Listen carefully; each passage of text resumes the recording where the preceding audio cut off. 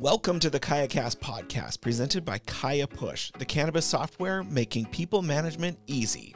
The KayaCast is all about helping cannabis retailers launch, grow, and scale their business. I'm your host, Tom Mulhern, and I want to invite you to join us each week for conversations with thought leaders in the cannabis industry about their experience and expertise of working in the cannabis.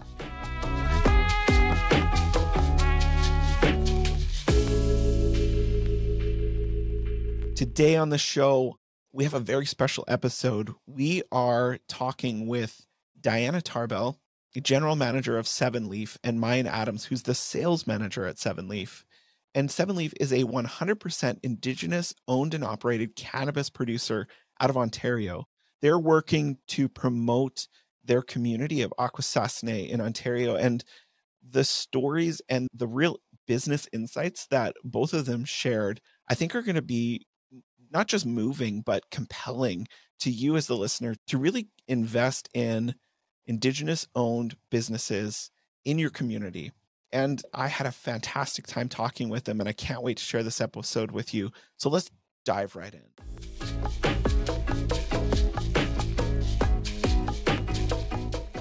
Dianna Tarbell is the general manager of Seven Leaf, which is the first 100% Indigenous owned and operated cannabis producer to receive a Health Canada license. Prior to her role at Seven Leaf, Dianna has held multiple financial management positions within her community of Akwesasne, most notably as the general manager of the Akwesasne Mohawk Casino. Myan Adams graduated from a community school with a full Mohawk language immersion curriculum. Myan excelled in academics and athletics, graduating from Cornell University while playing Division I lacrosse. He's returned to Akwesasne, where he is a business owner, a lacrosse coach, and a vital member of the Seven Leaf team, where he currently holds the position of sales manager. The story of Seven Leaf began with the ideas, and then words, and then actions. They're a team of like-minded and motivated Mohawk professionals who believe that the ultimate success of Seven Leaf lies in the pride of their entire team. Their motto is happy people grow happy plants.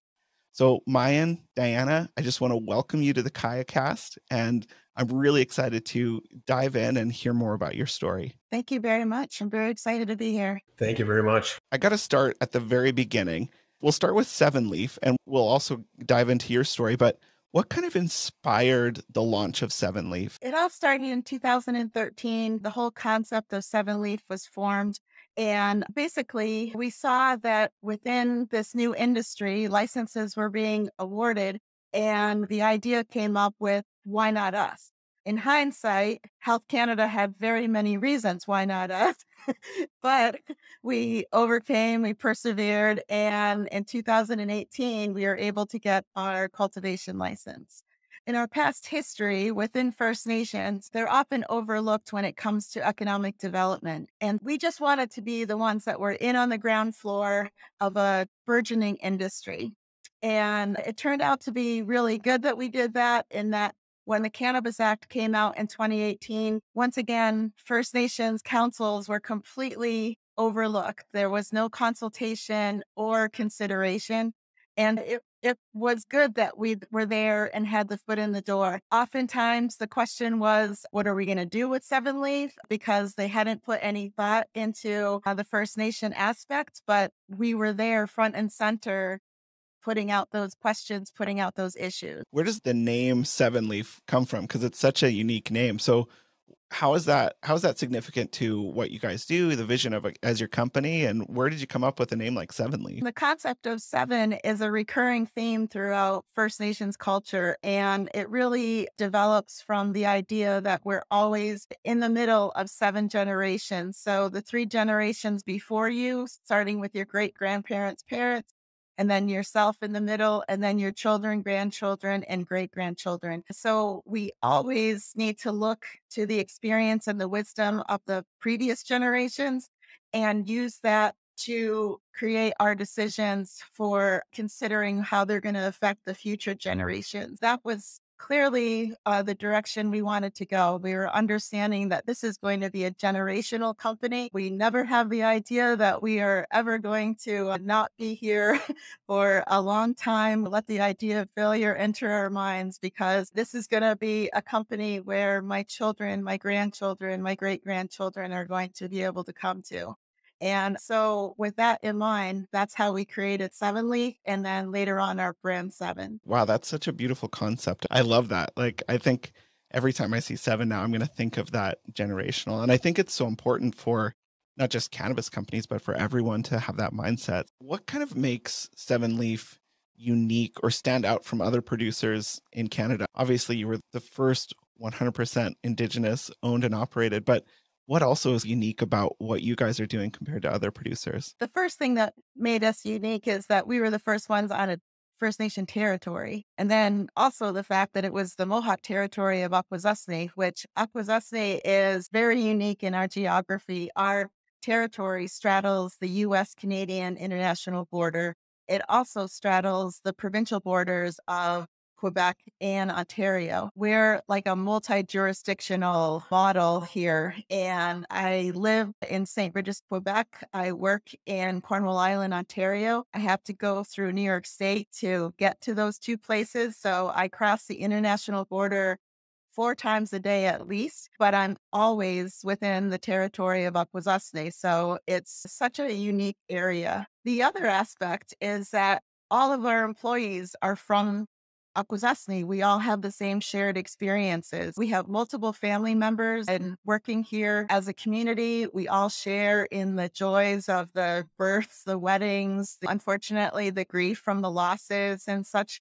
And there's something to be said when all of your employees are from the same community, and there is a sense of family. There is a sense of you're running into these people at the gas station, at the stores, at the movie theaters, that everyone is intrinsically included in each other's lives just from being in the same community. I talk to so many business owners who talk about the community of the cannabis industry, but for you, it really is a community. And I wanted to ask you about, because I know you have a history with compliance and some of that. How have you found being in all of these different international borders and territories and different provinces? How have you found compliance issues with going across all of those different jurisdictions? So luckily, the Seven Leaf is actually in Ontario, and we are pretty prominent in the Ontario market. So that's pretty easy for us.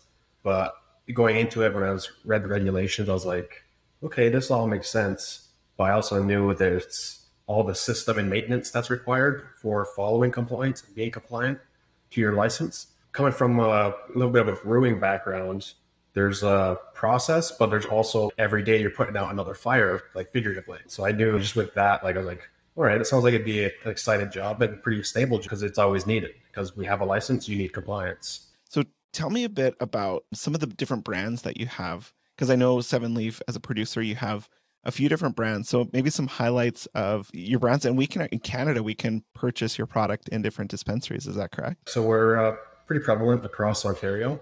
And so our initial brand was Seven. That was the first launch. And that's our major kind of playing the whole field brand. We try to appeal to as many people as possible. It's very approachable and at an approachable price point. So we try to get a whole kind of library of cultivars and try to get a decent amount of products and a lot of choice. And then once we launched the Sovereign brand, that was more catered towards our craft side. And what we required, like we had to do a pheno hunt for our initial launch. But when we did the pheno hunt for Sovereign, like we pheno hunted for almost a year and a half to 2 years. Like a pheno hunt can't be something that can't be rushed, but we really took our time and sunk our teeth into it. And they did a tremendous job. Like our growers, like they had rooms just full of clones, and every day they're analyzing, inspecting, measuring. And then once it came to fruition and created a whole plant, then we had to fill up a room with it. And once it came to market, we were like, yes, finally, we're finally hit a home run. Rather than just getting on base, we hit a home run. Yeah, I've seen pictures of your grow facility and it looks like cutting edge, state of the art. Like it's amazing to see the scope of grow facilities, how gigantic they are. And you said you employ all local community members, right? Yeah, that's true. And it's been one of the most enriching experiences seeing the way that our cultivators have taken to the care of the plants. And within First Nation culture, there is a natural protective belief over nature, over the plants. And you can really see that in our cultivators. One of the things that we did was we had family tours, and each person was able to bring in members of their family and show them the role that they play in putting these products onto the shelves. And we were unprepared for the amount of emotion that the families were going to experience, because they were overwhelmed when they saw the pride and the just excitement on the employees' faces over what they do to get our Seven and Sovereign brands on the shelves. That just extends to when we get consumer feedback and everything like that. Like, everyone's so proud of the role that they play. Well, and your motto, I mean, I love the motto, happy people grow happy plants. So what are some ways that you keep those employees really happy and engaged? Because it sounds like, you got a great place to work, a fun place to work. And so what are some of the ways that you're doing that? And then we'll also talk about some of the ways that you're growing the local community. But how do you keep your employees so happy that they want to bring their family and show off where they work? The most fun events are actually coming from within the employees themselves. Like, they'll organize a potluck or a barbecue, and people are coming in and bringing their chicken recipe that is to die for. And it's just like all of these talents within our staff. And it's just something to revel in, that people are willing to share that kind of part of their lives with your work environment. If you see someone that's kind of that A-level person on your team, like, are you working actively to kind of develop them? How are you working to really boost up those people that you see like, oh, these are future leaders? That's one of the challenges of an Indigenous community driven business, is that you don't have those cannabis industry specific skill sets able to walk in the door. So everything we do is about growing from within. The employees that we have here, they may have got their university degrees in all different areas, and yet we find a place for them on our team, and we find a way to tap into their expertise. We have leadership training, and I do the classes, and a lot of these employees, this may be their first job, so they're not used to any kind of supervisory or responsibilities or anything. So I do a lot of that kind of supervisory trainings, how to have those tough conversations, how to set goals, how to hold accountability, things like that. But also, we go through a mentoring relationship. So as we find someone within the industry and we are developing those relationships for collaboration, I get immediately take in a Seven Leaf employee and attach them to that person. And they are learning how to develop those relationships, how to make those deals, how to present things to the provinces, for example, and especially in regards to us getting into commercial sales and everything. And those mentoring relationships are really important. We 100% promote from within. So everybody sees the opportunity that's available and how quickly they can grow within this. The other thing that I want to mention is I can clearly state that we have zero gender bias. There's not a glass ceiling here. There's no restrictions as far as do we pick a male or a female for the job. Our community of Akwesasne, our Mohawk community in general, are matrilineal, and we are completely well versed in the idea that women hold all sorts of roles. They are chiefs, they are business owners, they are artists, they own their own businesses. Whatever role you can think of, we have women that have held those roles.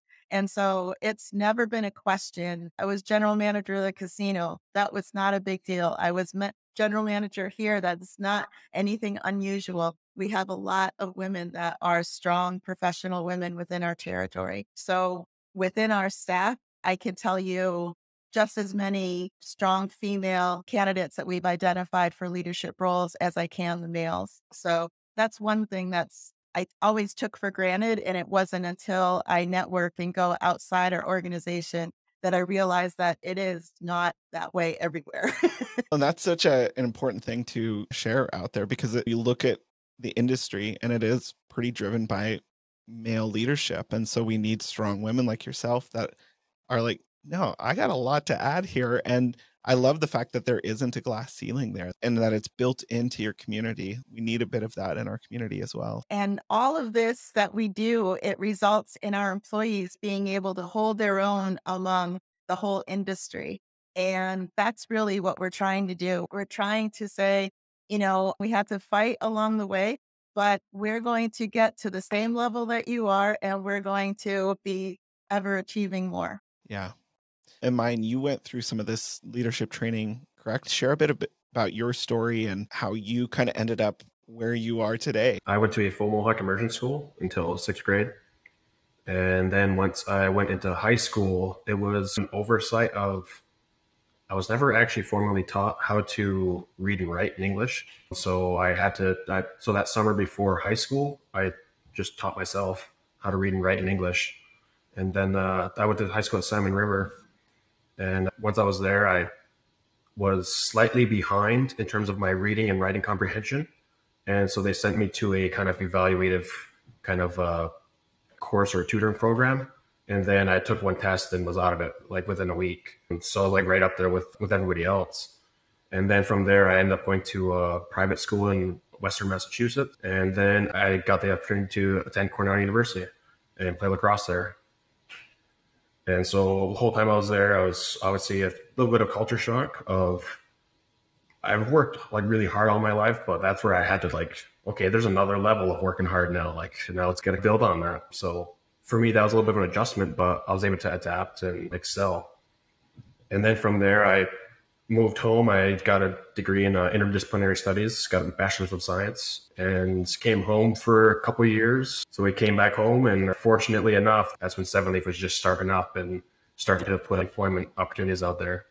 And as soon as I saw that, I was like, okay, they're about to do legalization. I want to get in that industry because it's so entrepreneurial and so new, and we're blazing a path. There's no set structure of way to do something other than being compliant with your license. But it's just this very new industry that I really want to be a part of. And I was just started out with doing like administrative stuff, helping out with projects, helping out a lot with our construction, just like managing logistics and stuff like that. And so when we first started, I was wearing a lot of hats, but that also gave me the opportunity of getting a little taste of what each section of the industry has. And then as we slowly built our business hierarchy, I was able to slowly like gauge where I wanted to start leaning towards.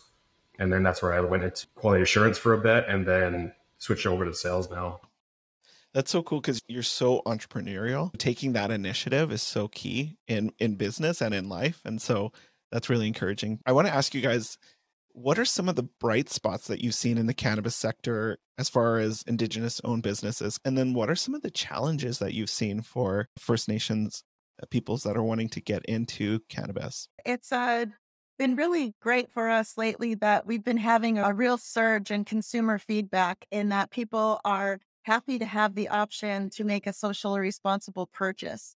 And that's music to our ears because the consumers are saying they want to put their money where they know it's going to make a difference. And that's exactly what you can do by supporting Seven Leaf. Also, the OCS has a social responsibility team that one of their mandates is to increase the diversity and inclusivity in this industry. And, all of this works hand in hand with what we're trying to accomplish. On the other side of that coin, for the challenges is that we continually have to make it clear that it is not enough just to rack up the number of Indigenous companies. You have to do something to help support their sales in order for anyone to survive. And so while, yay, it's great that we have an Indigenous company, we still have to pay the bills and we still have to make these sales. And that's the kind of thing that we need, the real conversations that we need to take place. And for example, in the province of BC, they have specific programs set up to the benefit of their Indigenous cultivators. And we just had a conversation with Manitoba, and their provincial system is very encouraging, very supportive of Indigenous product.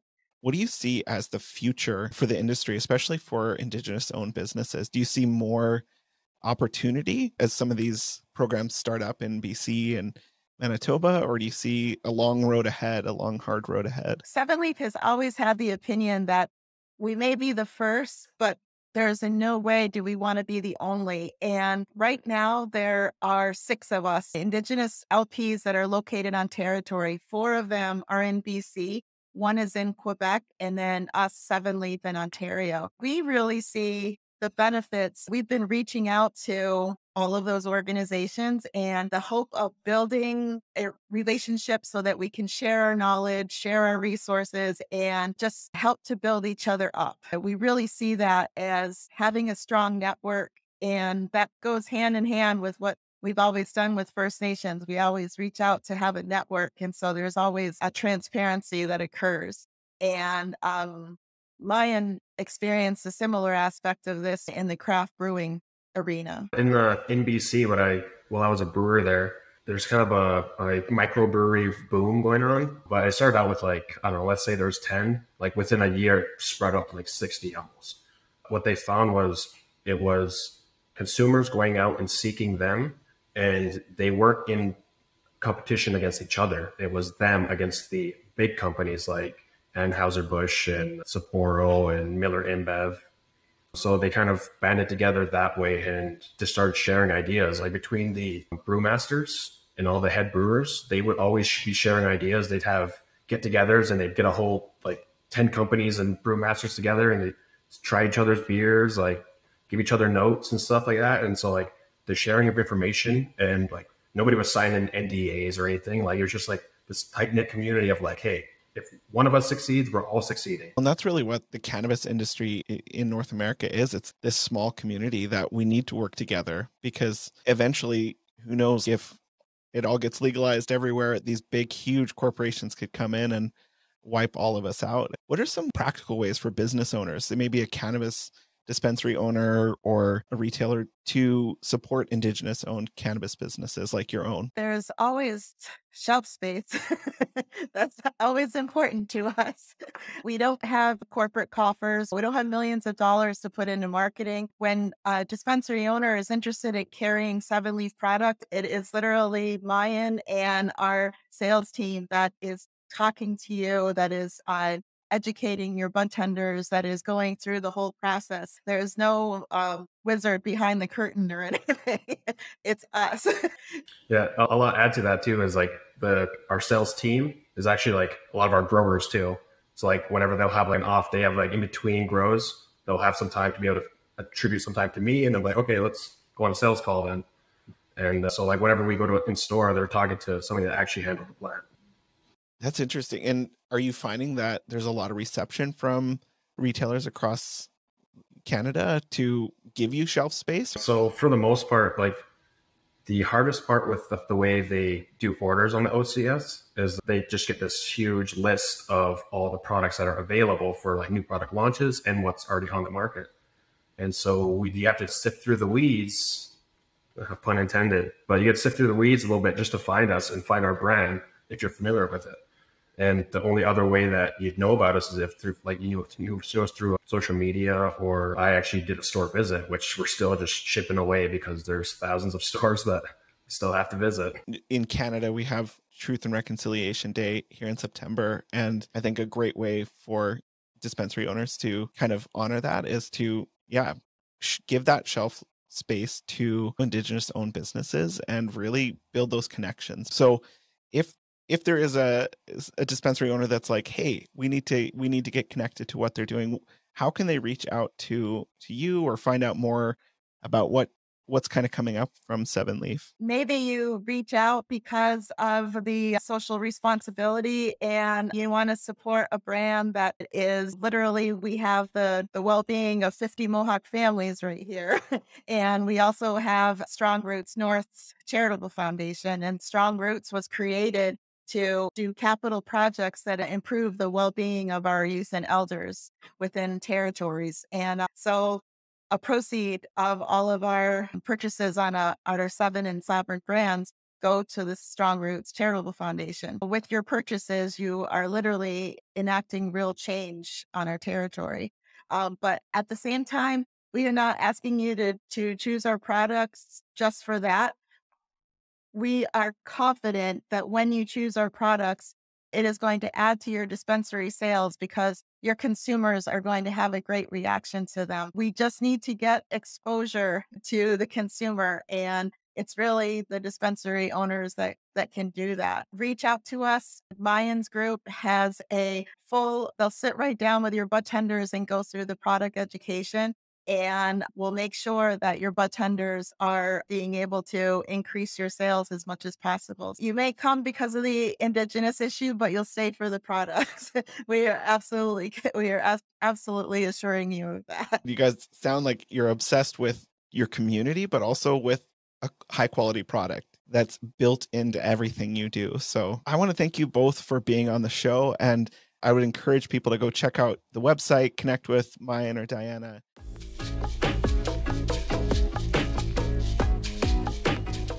What a fantastic conversation with both Dianna and Myan. They're both such amazing people, and they really had such compelling stories, and their vision for impacting their local community of Akwesasne really was, I found it very compelling. I found it very moving that they have so much just passion for what they're doing, and they're able to invest in their local community. So my encouragement to all dispensary owners, especially around Truth and Reconciliation Day happening September 30th, is to invest in those Indigenous owned cannabis producers in your community, to give them shelf space, to give them promotions, to give them time to really listen to their stories and to connect with them. We'll have all of the show notes, the links,